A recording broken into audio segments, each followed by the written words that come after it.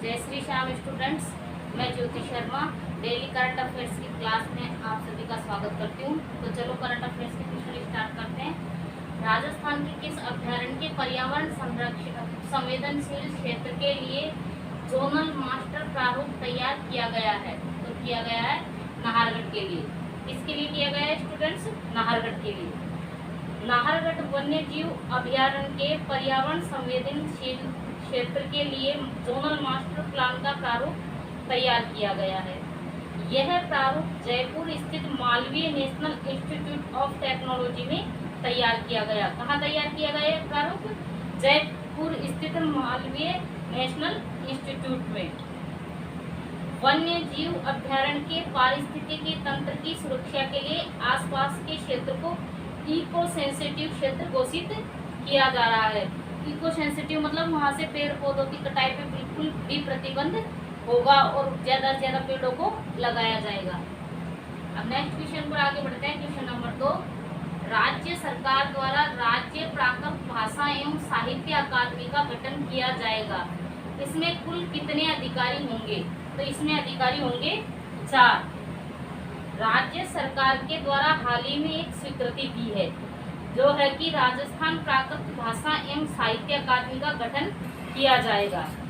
इसमें एक अध्यक्ष, एक उपाध्यक्ष व एक सचिव तथा एक कोषाध्यक्ष होंगे। इस प्रकार कुल 4 अधिकारी होंगे। इन सबकी नियुक्ति राज्य सरकार के द्वारा की जाएगी। इसके अलावा यहाँ पर सदस्य होंगे और वे अलग अलग तरीके से काम करने वाले हैं। जैसे ये जो प्राकृत भाषा है इसके लिए काम करने के लिए 5 सदस्य होंगे तथा ये जो साहित्य अकादमी है इसके लिए 7 सदस्य होंगे। और अधिकारियों की संख्या कितनी होगी स्टूडेंट्स? 4 होगी। और ये अकादमियाँ 2 अकादमियाँ हैं, एक तो राजस्थान प्राकृत भाषा और दूसरी साहित्य अकादमी। एक राजस्थान की प्राकृत भाषा के संरक्षण के लिए काम करने वाली है, एक राजस्थान में साहित्य के क्षेत्र में काम करेगी। और टोटल अधिकारी होंगे 4 जो दोनों के लिए सम्मिलित रूप से कार्य करेंगे। मतलब सदस्य तो अलग होंगे लेकिन जो अधिकारी है वो दोनों के लिए सम्मिलित रूप से काम करेंगे। राजस्थान में कई अकादमियां स्थित है, जैसे ललित कला अकादमी आपकी एग्जाम की दृष्टिकोण से बहुत ही इम्पोर्टेंट है। जैसे ललित कला अकादमी जयपुर 1957 में इसकी स्थापना की गई थी और ये जयपुर में स्थित है। दूसरी है राजस्थान हिंदी ग्रंथ अकादमी, यह भी जयपुर में स्थित है। इसका उद्देश्य है कि जो बच्चे उच्च शिक्षा में अध्ययन कर रहे हैं उनके लिए सिलेबस भी हिंदी में मिले, इसके लिए कार्य करती है। और इसकी स्थापना 1669 ईस्वी में हुई थी। राजस्थान ब्रज भाषा अकादमी, इसकी स्थापना 1985 ईस्वी में हुई थी। और राजस्थान साहित्य अकादमी जनवरी 1958 में इसकी स्थापना हुई थी और इसके द्वारा एक पत्रिका का प्रकाशन किया जाता है मधुमती। और ये कहाँ पर स्थित है? ये उदयपुर में स्थित है। और इसके द्वारा मीरा पुरस्कार भी दिया जाता है जो कि श्रेष्ठ पुरस्कार है। इस अकादमी मीरा पुरस्कार दिया जाता है जो कि इस अकादमी के द्वारा दिया जाने वाला सर्वोच्च पुरस्कार है। और एक है राजस्थानी भाषा साहित्य एवं संस्कृति अकादमी, ये कहाँ पर स्थित है? तो ये बीकानेर में स्थित है और इसकी स्थापना 1983 में की गई थी। और इसके द्वारा एक पत्रिका प्रकाशित की जाती है और उसका नाम है जागती जोत पत्रिका। नेक्स्ट क्वेश्चन पर आगे बढ़ते हैं। मुख्यमंत्री द्वारा किस विश्वविद्यालय में इंक्यूबेशन एवं इनोवेशन सेंटर की स्थापना की जाएगी या होगी? तो आंसर है गोविंद गुरु जनजातीय विश्वविद्यालय बांसवाड़ा। स्टूडेंट्स आपको पता होगा 9 अगस्त को विश्व आदिवासी दिवस मनाया जाता है। और आदिवासी किन्हें कहा जाता है? जो स्थान के मूल निवासी है और अपनी प्राचीन सभ्यताओं और संस्कृति के साथ आज भी निवास करते हैं तो उनको कहा जाता है आदिवासी। तथा इन लोगों के सम्मान के लिए 9 अगस्त को विश्व आदिवासी दिवस मनाया जाता है। इसकी घोषणा संयुक्त राष्ट्र संघ के द्वारा वर्ष 1994 में की गई थी, जिसमें कहा कि हम प्रतिवर्ष 9 अगस्त को विश्व आदिवासी दिवस मनाएंगे। इस 9 अगस्त को हमारे राजस्थान में भी सार्वजनिक अवकाश रहता है। तथा इस सार्वजनिक अवकाश की शुरुआत कब हुई थी? तो इसकी शुरुआत वर्ष 2020 से हुई थी। राजस्थान में आदिवासी अध्ययन केंद्र जय नारायण व्यास यूनिवर्सिटी जोधपुर में स्थापित किया गया है और आदिवासी तीरंदाजी अकादमी उदयपुर में स्थित है तथा राजस्थान में आदिवासियों के विकास हेतु आदिवासी विकास विभाग की स्थापना की गई, मतलब tribal area development department Tada. यह 1975 ईस्वी में स्थापित की गई। राजस्थान में हाल ही में आदिवासियों के विकास के लिए मारवाड़ जनजाति विकास बोर्ड का गठन किया गया, जो कहाँ पर किया गया? जोधपुर में। राजस्थान आदिवासी हैंडबॉल अकादमी उदयपुर में स्थित है। अब जो बजट आया 2023-24 में, तो इसमें क्या किया गया? इनोवेशन पर जोर दिया गया। इसका मतलब है नवाचार करना, कि किसी बच्चे के दिमाग में क्या क्या आइडियाज आते हैं, क्या क्या मतलब नए नए विचार आते हैं, नई नई सोच आती है, तो इन सबको क्या किया जाए? एक प्लेटफॉर्म दिया जाए।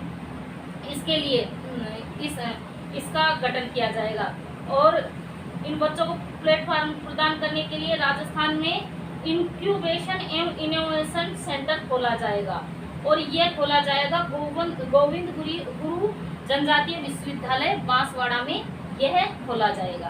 अब नेक्स्ट क्वेश्चन पर आगे बढ़ते हैं। क्वेश्चन नंबर 4, भोपाल में आयोजित 6ठी यूथ महिला नेशनल बॉक्सिंग चैंपियनशिप में राजस्थान की किस खिलाड़ी ने स्वर्ण पदक जीता? तो आंसर है खुशी पूनिया। खुशी पूनिया ने भोपाल में आयोजित 6ठी यूथ महिला नेशनल बॉक्सिंग चैंपियनशिप में क्या जीता?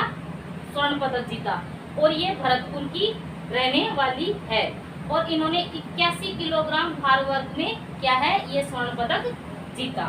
नेक्स्ट क्वेश्चन पर आगे बढ़ते हैं। क्वेश्चन नंबर 5, किस साहित्य अकादमी द्वारा साहित्यकार वेब पेज का लोकार्पण किया गया है? तो आंसर है राजस्थान साहित्य अकादमी उदयपुर के द्वारा। तो स्टूडेंट्स, राजस्थान साहित्य अकादमी उदयपुर की ओर से साहित्यकार परिचय कोष वेब का लोकार्पण किया गया, जो जयपुर के झालाना स्थित हिंदी ग्रंथ अकादमी में परिचय कोष की क्या हुई? बैठक हुई। बैठक के दौरान राजस्थान साहित्य अकादमी के अध्यक्ष दूलाराम सारण भी मौजूद थे, जिन्होंने वेब पेज का क्या किया? लोकार्पण किया।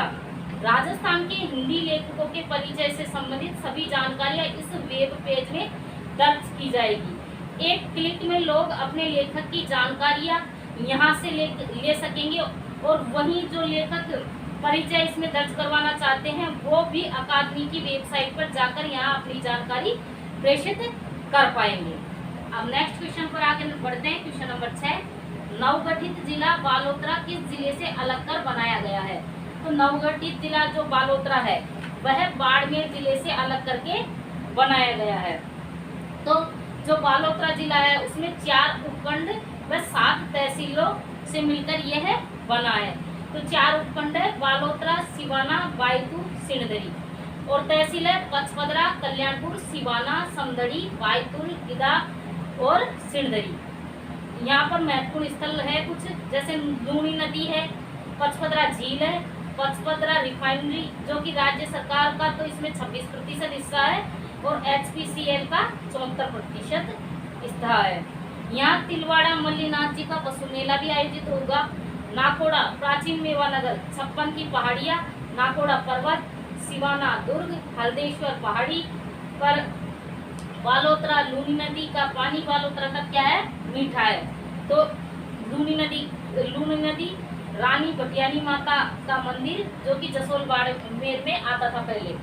बायतू सबसे कम गहराई का तेल का कुआं, समदड़ी पीपाजी का मंदिर, नागणेची माता का मंदिर जो कि नगाना गांव में स्थित है और मारवाड़ के बीरबल तथा जोधपुर के महाराजा मानसिंह के कवि गुरु बांकीदास का जन्म स्थान भांडियावास व पचपदरा, रूमा देवी का जन्म स्थान जो कि राजीविका की ब्रांड एम्बेसडर है, बजरंग पशु मेला, सिणधरी बालोतरा, बटाड़ू का कुआं जो कि रेगिस्तान का जल महल के नाम से भी जाना जाता है और यह प्रसिद्ध है कि संगमरमर का बना हुआ यह एक भव्य कुआं है जो कि बायतू तहसील में बना हुआ है। और बालोतरा का कश्मीर यानी सिवाना ये भी इस जिले के अंतर्गत आया है। इसी के साथ हमारे डेली करंट अफेयर्स के क्वेश्चन पूरे हुए। कल मैं कुछ नए क्वेश्चनों के साथ आपके सामने हाजिर होंगी। क्लास को ज्यादा से ज्यादा लाइक करें, शेयर करें, सब्सक्राइब करें। धन्यवाद। वो बंद ही नहीं किया।